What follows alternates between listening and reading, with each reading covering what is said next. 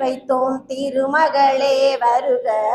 குளம் விளங்க எங்கள் வீட்டில் கொலுவிருக்க வருக. மாவிலையும் ஊதுபத்தி எரிவதினால் உள்ளத்திலும் ஒரு வாசம்.